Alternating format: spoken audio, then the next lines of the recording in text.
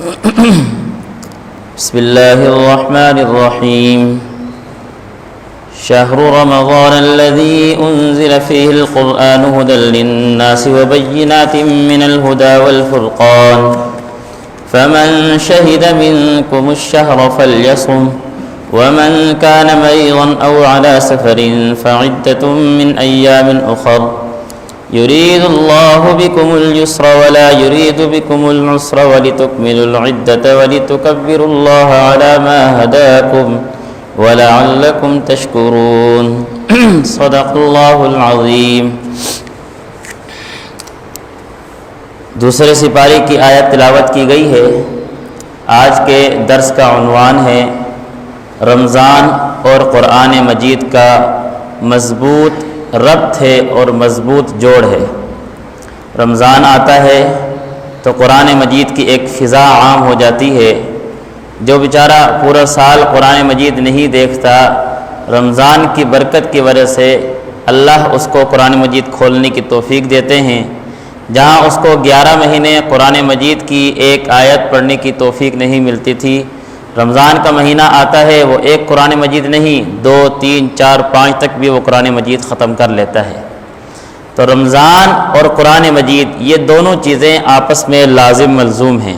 کس طرح؟ اللہ رب العزت نے قرآن مجید کی آیت میں فرمایا شہر رمضان الذی، رمضان یہ وہ مہینہ ہے انزل فیہ القرآن کہ ہم نے اس مہینے میں قرآن مقدس نازل فرمایا۔ اس سے یہ پتہ چلا کہ رمضان کے مہینے میں قرآن مجید کا نزول ہی اس بات کی سب سے بڑی دلیل ہے کہ قرآن مجید اور رمضان کا آپس میں بڑا گہرا اور بہت مضبوط ربط ہے۔ ان ربط میں سے ایک ربط کیا ہے؟ فرمایا کہ آپ علیہ السلام رمضان سے ہٹ کر قرآن مجید کی تلاوت فرماتے تھے، لیکن جب رمضان آتا تو باقی مہینوں کی بنسبت رمضان میں قرآن مجید کی تلاوت بڑھ جایا کرتی تھی۔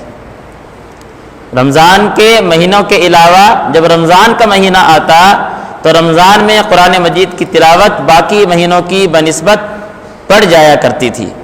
اور حدیث میں یہ بھی آیا کہ آپ علیہ السلام رمضان کے مہینے میں جبرائیل امین آیا کرتے تھے اور آپ کے ساتھ قرآن مجید کا دور کرتے تھے۔ باقاعدہ قرآن مجید سنا اور سنایا جاتا تھا۔ جبرائیل امین آپ علیہ السلام کا قرآن مجید سنتے اور آپ علیہ السلام جبرائیل امین کا قرآن مجید سنتے۔ اور آخری جو رمضان آپ علیہ السلام نے گزارا، حدیث میں آتا ہے کہ اس سال جبرائیل امین نے 2 دور کیے۔ تو پتہ چلا کہ رمضان کا اور قرآن مجید کا آپس میں بہت گہرا ربط ہے۔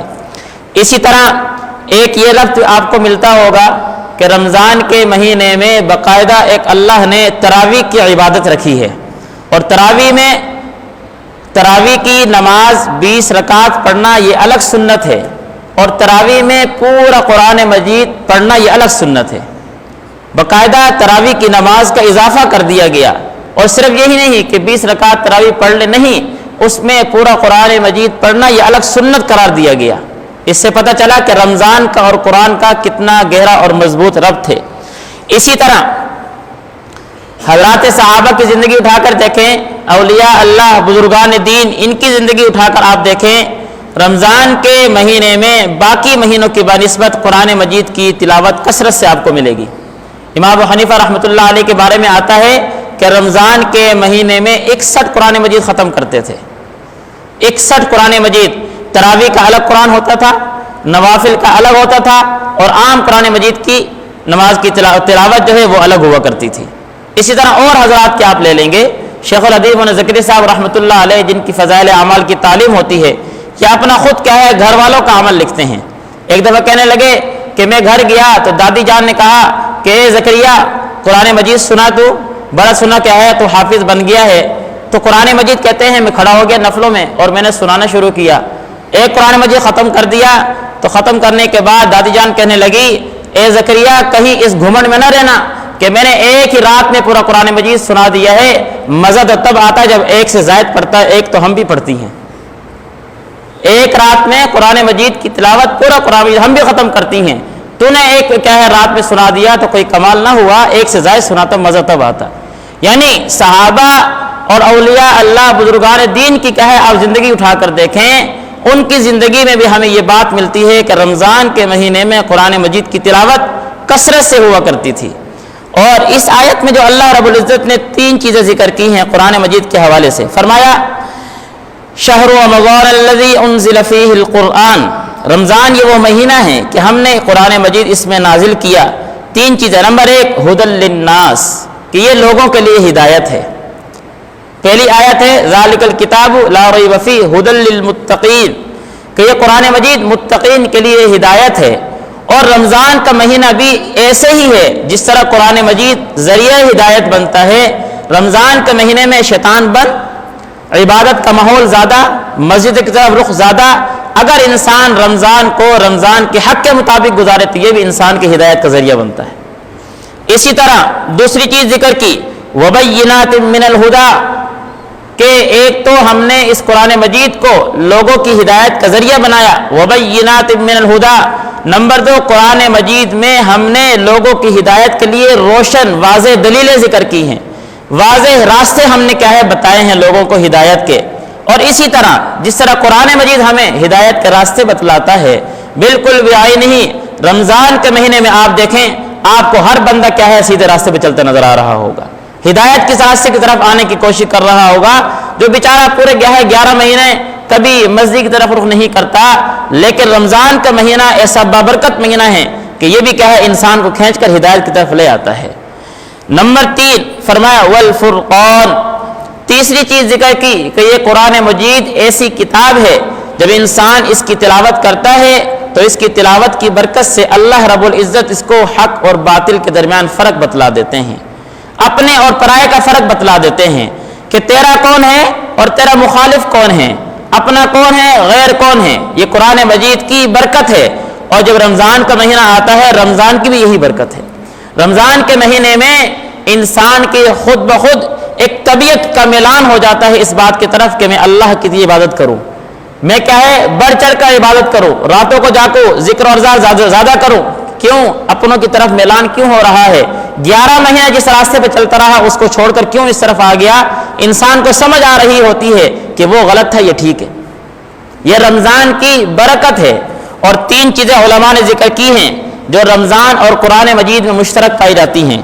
نمبر 1 قرآن مجید بھی انسان کو تقوی کی دعوت دیتا ہے، ھدی للمتقین، ہدایت ہے متقین کے لیے۔ اور اس طرح رمضان کا مہینہ بھی، اس سے پچھلی آیت میں آپ دیکھیں یا ایھا الذین آمنوا کتب علیکم الصیام کما کتب علی الذین من قبلکم لعلکم تتقون، کہ رمضان کا مہینہ تمہارے اوپر اس لیے آیا شاید کہ تم متقی بن جاؤ۔ تو قرآن مجید بھی تقوی کی دعوت دیتا ہے، رمضان بھی انسان کو تقوی کی دعوت دیتا ہے، قرآن بھی انسان کو متقی بناتا ہے اور رمضان بھی انسان کو متقی بناتا ہے۔ نمبر 2 دوسری چیز جو رمضان قرآن میں مشترک ہے کہ قرآن مجید بھی کل قیامت کو اللہ کی بارگاہ میں اگر ہم نے اس کے مطابق زندگی گزاری، قبر میں بھی اور اللہ کی عدالت میں بھی میری اور آپ کی شفاعت کرے گا۔